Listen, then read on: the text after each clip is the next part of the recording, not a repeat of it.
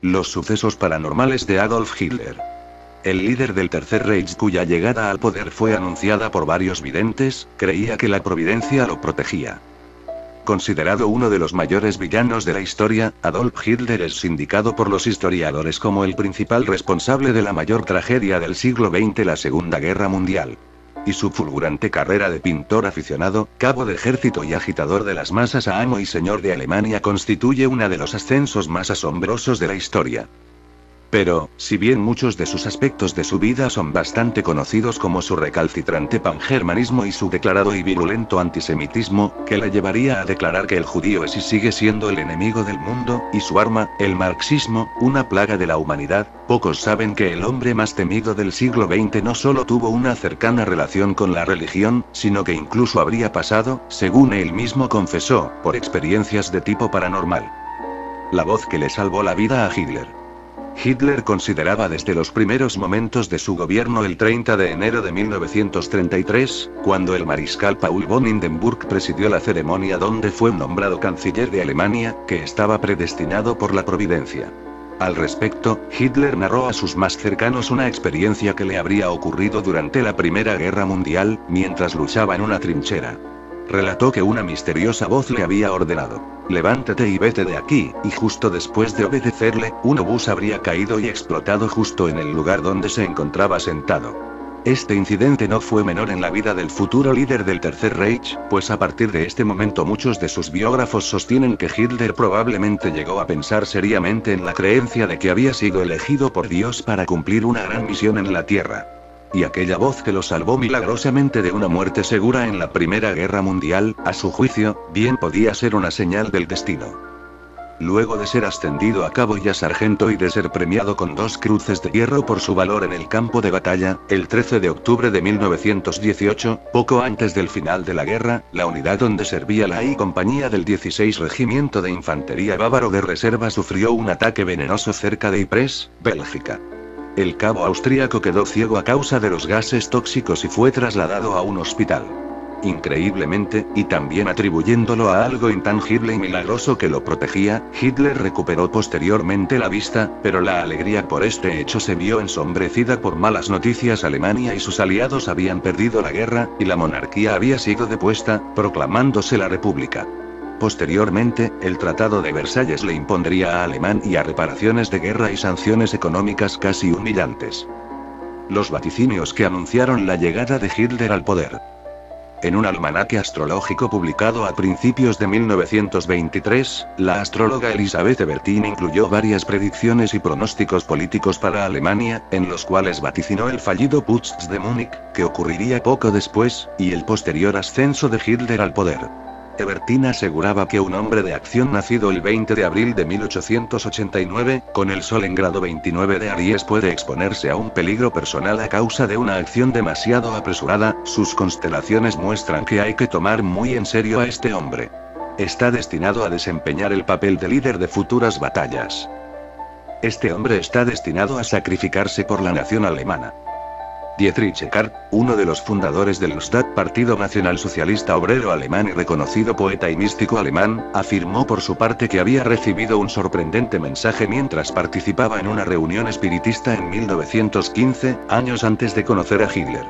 Una voz le habría dicho que un hombre aparecería en Alemania para conducir la raza aria a la victoria final sobre los judíos. La misma voz, por cierto, le dijo a Eckart que él mismo tendría una misión, pues él sería el encargado y el responsable de apadrinar y promover al elegido. Años después Eckart conoció a Hitler y sintió de inmediato que se había topado con el hombre al que aquella voz se refería, el supuesto líder predestinado a salvar a Alemania y a redimir la raza aria conduciéndola a un lugar de privilegio de un imperio que habría de durar 1000 años. Antes de morir, en 1923, un agónico Eckart, hablando precisamente de Hitler, le dijo en su lecho de muerte estas últimas palabras a sus amigos: lo he iniciado en la doctrina secreta, he abierto sus centros de visión y le he proporcionado los medios para comunicarse con los poderes. Síganlo. Yo he compuesto la música, pero él bailará. Las palabras de Eckart serían proféticas, pues Hitler se convertiría en uno de los hombres más poderosos del mundo y no serían pocos los alemanes que verían en él a una suerte de salvador, el mítico líder que anunciaban algunos místicos y leyendas alemanas. El alcalde de Hamburgo, durante el Congreso del Stab celebrado en Nuremberg en 1937, llegó a afirmar que nos comunicamos directamente con Dios a través de Adolf Hitler. No necesitamos clérigos ni sacerdotes. Los fallidos atentados en su contra.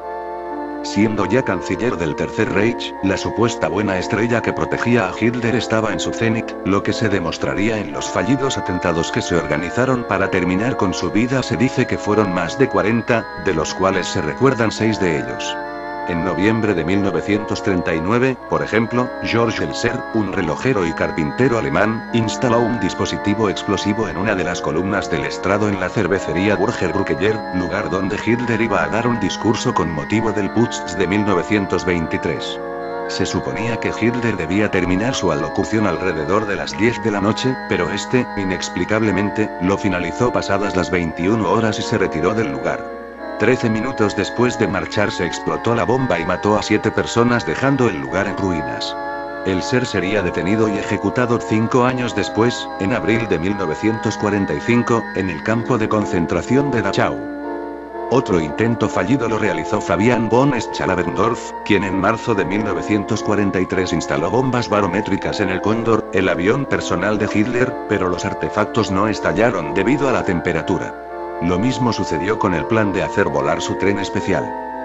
El intento que tuvo mayores probabilidades de éxito fue, sin duda, la famosa Operación Valkyria, el complot que se perpetró el 20 de julio de 1944 a instancias del coronel Klaus von Stauffenberg, quien logró colocar en la sede del Estado Mayor alemán, en Prusia Oriental, una poderosa bomba accionada por detonador químico, a menos de un par de metros del Führer. Sin embargo, cuando Stauffenberg ya se había ido del lugar, uno de los presentes, Heinz Brandt, se tropezó con el maletín que portaba el artefacto y lo trasladó detrás de las gruesas patas de la mesa de roble donde se apoyaba Hitler. La bomba explotó y mató a 4 personas, pero hirió solo de leve consideración a Hitler, quien volvió a salvar con vida. El organizador del atentado, el coronel Klaus von Stauffenberg, fue fusilado junto a varios cómplices, poco tiempo después. Después de sufrir todos estos atentados contra su vida, especialmente este último, al cual sobrevivió casi por milagro, la convicción que tenía Hitler en la predestinación de la providencia se vio notablemente reforzada. Así las cosas, parecía que la única persona que podía matar a Hitler era Adolf Hitler, como efectivamente sucedió. Cuando las tropas soviéticas llegaron a los suburbios de Berlín el 24 de abril de 1945, el Führer comprendió que la providencia ya no podía ayudarlo más y que se estaba por escribir el epílogo de su meteórica carrera militar y política. Como no quería terminar como su amigo y exaliado Benito Mussolini, el 12, cuyo ensangrentado cuerpo fue colgado por los partisanos italianos para mostrarlo a las masas, ordenó a sus edecanes que, una vez que se hubiera pegado un tiro, quemaran su cuerpo con gasolina para que no cayera intacto en manos de los rusos. El 28 de abril Hitler se casó con su amante Eva Braun y al día siguiente dictó su testamento, diciendo: yo mismo y mi esposa elegimos la muerte, para evitar la vergüenza de la destitución o la capitulación. La tarde del 30 de abril de 1945 ambos se suicidaron. Si tienes alguna sugerencia para mi próximo vídeo, por favor comenta, si te ha gustado dale pulgar arriba, y si lo deseas también puedes suscribirte.